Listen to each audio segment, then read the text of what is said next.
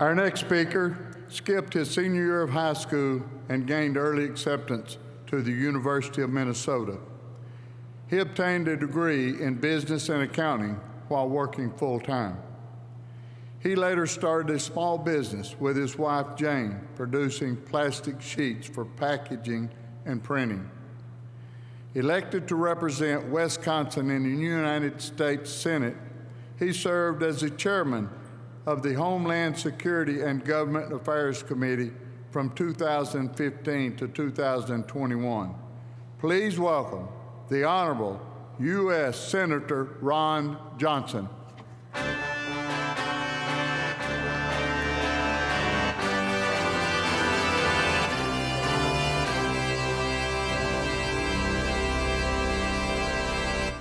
Well, thank you, Commander Dillard, and welcome the American Legion to Wisconsin, to Milwaukee. I'll never forget Charles Krauthammer. I saw him give a speech in Kohler, Wisconsin. He said, "You always hear Minnesota nice. I say Wisconsin even nicer." That is true, and I'm sure you'll understand that as you enjoy the city here and the state and your visit here. My main purpose here is to just thank you sincerely from the bottom of my heart for your service and sacrifice. I am very mindful that more than 1 million of what I always refer to as the finest among us paid the ultimate price, sacrificed their lives to defend our nation and preserve liberty and freedom. What's extraordinary about that sacrifice is it not only was given for our freedom, but the United States has sent our sons and daughters around the world to places afar, foreign, people whose cultures don't necessarily meld with ours, to also defend their freedom as well. And as Defense Secretary Colin Powell once said, we don't send our sons and daughters to conquer land. The only land we ever asked for is enough to bury our dead. I think that is an extraordinary contribution of the America that I know, the America that has sacrificed not only for us, but for others around the world. We're maybe not be a perfect country, but we are a phenomenal force for good in the world. And so again, I understand the service and sacrifice of all of you. And I want to assure you, on a nonpartisan basis in Washington, D.C., we all understand that and we support you.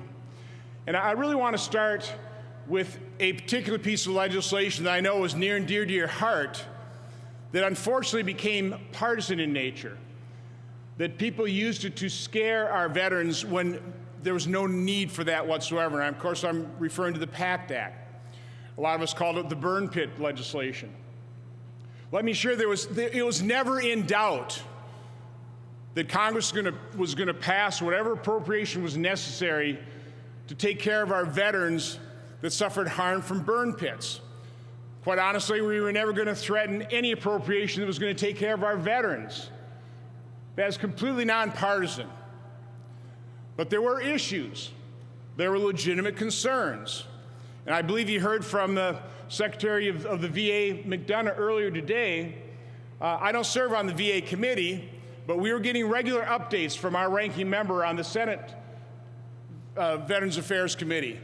And what we were told is there was agreement between the chairman and the ranking member on a piece of legislation regarding injuries due to burn pits. Now, it was a much less expensive piece of legislation. All of a sudden, it ballooned into about a $260 billion piece of legislation. But Secretary McDonough, apparently in testimony, had talked about his concern with that piece of legislation that the VA system may not be able to handle it. And so at least folks on our side of the aisle certainly took that seriously. And so what we wanted to make sure is that there's an amendment to allow veterans that couldn't get into the Veterans Affairs Hospital soon enough to be able to be taken care of by community centers, the private health care system. But we weren't getting a vote on that amendment. We were also concerned about, for whatever reason, there was no reason for it, a transfer of about $400 billion from discretionary spending to mandatory spending. with our nation in $30.8 trillion worth of debt. That concerned us. And all we asked for was votes on the amendment. Now, unfortunately, both those amendments failed, but in the end, as was always going to happen, Congress passed and President Biden signed into law the PACT Act. There never should have been any concern, there never should have been any doubt that Congress, in a nonpartisan way, was going to support our veterans, and that will always be true. Now, the point I want to make in this discussion is the only thing that threatens veterans' benefits, the only thing that threatens the mandatory spending programs, Social Security, Medicare, others, is our massive deficit spending and our growing level of debt. Unfortunately, it's very difficult to talk about this because if you have the courage to bring up the fact that we are mortgaging our children's future, you get falsely accused of wanting to put things on the chopping block or cutting programs or ending programs. Let me say unequivocally, I have never said I wanted to put Social Security, Medicare, veteran benefits on the chopping block or cut them or end them. I want to save these programs. I want to stop mortgaging our children's future. Understand,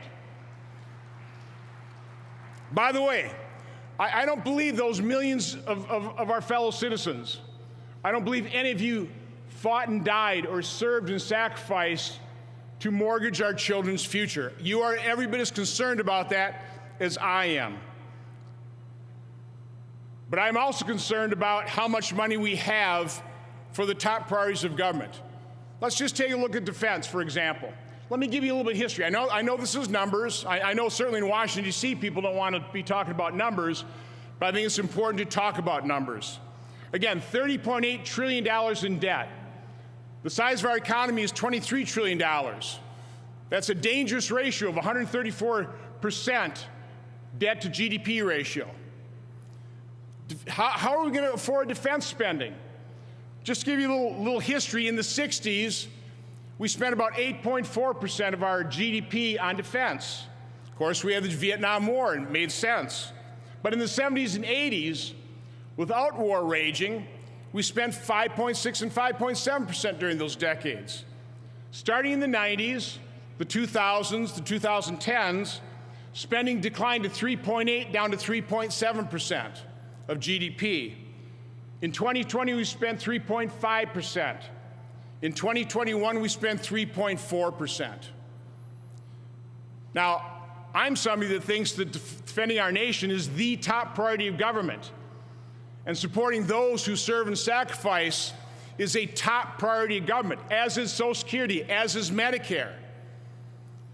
But when we're $30.8 trillion in debt, and we are right now experiencing historically low interest rates. Again, I know I'm talking about a lot of numbers, but in the last 3 decades of last century, in the 70s, 80s, and 90s, our average interest rate paid on interest on the debt was 5.4%. Last year, it was 1.4%. So we are 4 percentage points lower than the 3-decade average from the last century. What happens if world creditors look at the United States and say, you know, you're a credit risk, or the US dollar is no longer the world's reserve currency? Well, what happens is interest rates start increasing. If we were to go and return to that 5.4% average interest rate from the last 3 decades of the last century, that'd add another $1.2 trillion to our nation's spending. And unfortunately, what is happening in Washington, D.C., and quite honestly throughout America, is too many members of Congress, too many of our fellow citizens are simply whistling past that debt graveyard. I'm not willing to. So I talk about it, but in bringing up these numbers, in talking about the danger to our economy, the danger to our children and grandchildren, you get vilified. You get lied about. You have your character assassinated. That has to end if we're going to preserve this nation. Now let me switch. Oh, by the way, the number one component of a solution here, what we need to do, is we need to grow our economy. We've just experienced 2 quarters of negative growth. Our economy has shrunk. The good news is we know how to grow our economy. You have to have a competitive tax system. You have to have a reasonable regulatory environment. You need the freedom to incentivize entrepreneurs to think about new products, new services, to grow our economy. You can't have big government crushing their hopes and their dreams, and quite honestly, that's what's happening right now. Let me ask you a question. Do you even like, much less love, something you want to fundamentally transform? It's like I wake up in the morning, look at my wife Jane and say, Jane, I love you, but now I want to change everything about you. That wouldn't go over very well. But unfortunately, we've had President Obama, President Biden, that as candidates said they wanted to fundamentally transform this nation. Now, we've got problems that need to be fixed, but fundamental transformation, I'd argue that's not what this country needs. Unfortunately, now we're seeing what fundamental transformation looks like. It's open borders, a flood of illegal immigrants, a flood of deadly drugs. I recently had Mark Morgan, head of CBP under both Obama and President Trump. Brandon Judd, the head of the Border Patrol Union, come and do an event. Collectively, we figured out that about 3 million illegal immigrants since the start of the Biden administration have either come in, been encountered, processed, and dispersed, or come across as a known or unknown gotaway. 3 million people. To put that in perspective, 17 states have less than 3 million in their population. This is a massive flow. This is not good because the human depredation, the human trafficking, the sex trafficking, the deadly drugs. We've had 107,000 overdoses last year because of the deadly drugs, the easy flow. So again, fundamental transformation, open borders, 40-year high inflation, 8.5%. Who does that affect mostly? Retired seniors, people on a fixed income. $1 held at the start of the Biden administration is now worth 88.3 cents. Record high gasoline prices, rising crime, the indoctrination of our children in our schools. This is the year 2022 in America. We don't have enough infant formula to feed our babies. Now again, these things didn't just happen. This isn't an administration came in and just had some bad luck. These are policies that opened our borders. Out of control deficit spending caused the inflation. A war on fossil fuels caused record gas prices. Low bail, no bail policies. Defund the police movement. Abolish ICE. These are the things that have resulted in rising crime. And just bad government has caused things like a shortage of infant formula. This can't go on. When I talk to people as I go around Wisconsin, as bad as what I call that list of horribles, the disastrous results of bad policy, they're generally not talking about that. It's on their mind. They're struggling with the burden of the fundamental transformation of America, which is really fundamentally destroying this country. What they're concerned about, what they're distraught over, is what one speaker that came to our Senate lunch talked about. He made the point that, as conservatives, we do a terrible job of defending our values. Then he granted us almost immediate absolution. He said that's because we never thought we'd have to defend the benefit of having a mom and a dad, the nuclear family. We never thought we'd have to push back on school administrators injecting our children with gender-blocking drugs without telling the parents. We never thought that biological males would be competing with our girls and then expecting to shower in their locker rooms. We never thought we'd have to defend the basic values of this country, but that's what is happening. Let me conclude by talking about the difference in our political divide. And by the way, I mourn the divisiveness.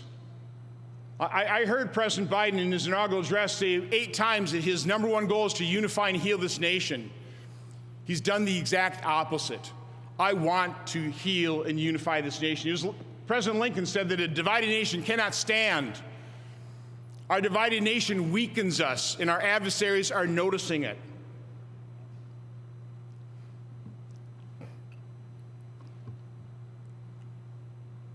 But what divides our parties is just a basic ideological difference. One side believes what made this country great was big government. Remember President saying, "You didn't build that." Yes, we did. My side knows what made America great. People like you. People that get up every day, go to work, join the military, serve and sacrifice. But you get up every day, you go to work, and you contribute. You understand that all work has value. There's not a first or second class way to realize your full human potential. So you get up, you go to work, but you use that one essential ingredient, that one thing that more than 1 million of our fellow citizens, the finest among us, have fought and died for. You use freedom to dream and aspire and build and create this marvel. And it is a marvel that we call America. So again, I'm here to thank you for helping build this great land, this shining city on the hill, this indispensable nation that nations around the world depend on to provide the peace and security that is essential for having a strong economy and a strong opportunity and strong opportunities. This has been true since our founding. It's true today that we continue to be in a fight for freedom. It's not somebody else's fight. It is our fight. And it is a fight that we absolutely must win. So God bless you for your service and sacrifice. Thank God bless you. God bless America.